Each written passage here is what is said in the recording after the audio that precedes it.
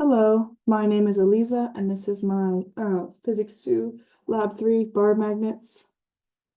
Um, First, the purpose of this lab was to measure the distance dependence of the magnetic field due to a small bar magnet and compare the measurements to the distance dependence predicted by the equations for an on and off axis magnetic field derived from the Biot-Savart law. These were the final results that we got. The experimental distance dependence was about negative 2.96 meters, and the value of the magnitude dipole was 2.11 ampere meters squared. And then Biot-Savart law, distance dependence are both right here. Biot-Savart distance dependence. And these are equations to relate a magnetic field. This is to find magnetic field, this is to relate them. And the experimental design, the system was the magnet and smartphone with magnetometer app. And then the surroundings was everything else. The assumptions, air resistance is negligible. The phone has a proper working magnetometer. The initial conditions, everything, like the initial conditions were just that everything was calibrated correctly in the system to the magnet and the smartphone. And there's no other like interferences with other magnets or like other electronics in the area. Procedure: download the magnetometer app and locate the magnetometer chip on your phone. Orient the phone to find the magnetic north. The X component is closest to 0, and then measure at different distances the values for magnetic field and record them in the following spreadsheet. This is the spreadsheet that we got. These are at the different distances. And then you see the averages here, and this is our final graph for distance dependence. And this is the data that we collected. And then experiment observations: as the magnetometer on the phone moves closer to the magnet, the X component of the magnetic field increases. And then the X component is 0 when the magnetometer is far away. And you can see that over here where the value gets greater or becomes greater when the distance is closer versus when it is farther away, because this is increasing and this is the value, the average value is greater. Then you can see that here as well.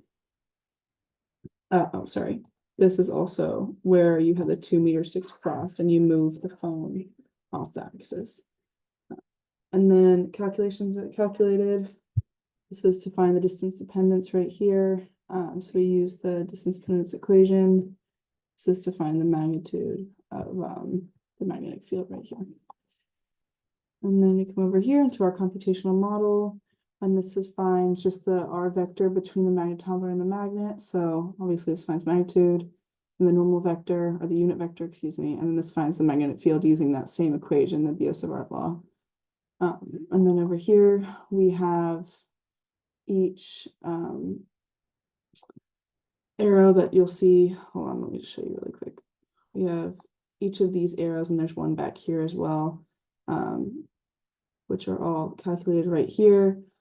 Each of these arrows is the direction of the magnetic field from the magnetometer, found by the magnetometer at different distances and locations away from the magnet.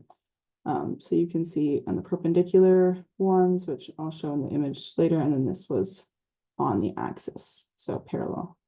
And then this calculates distance right here, and then this is the observation vector, the 45-degree one from the axis, and then I'll show you in a second where this one would be, but these are the arrows. So there's 1, 2, 3, and then there's another one behind here that are the perpendicular ones, and these 2 orange ones are the on-axis ones, and then the 45-degree one is over here, but I couldn't get it to show up because if I did the scaling with the other arrows would be off.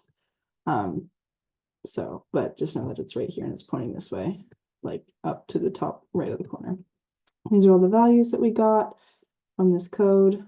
If we move on, there are slight discrepancies in my calculations compared to the model, which is bound to happen because I'm using a magnetometer on my phone and it's not going to be perfect, especially when there's computers around and everything. So the sources of error leading into that is human error, just trying to gather the data and calculating the surrounding errors also, but also just collecting the data on the magnetometer app. And then if there was any technology around or other magnets, so everybody was doing this and there were computers on the desk, that could have caused error as well in the collection of the data. And what if you hadn't oriented your experiment to compensate for magnetic north and had instead laid out meter stick at some intermediate angle with respect to Earth's magnetic field? Results would change, Earth's magnetic field would interfere, and X component would not be 0T, because it's not lined up correctly. What if you were to stick two identical magnets together end to end and run the experiment again? The magnitude would be greater, but direction would stay the same because there's double the amount of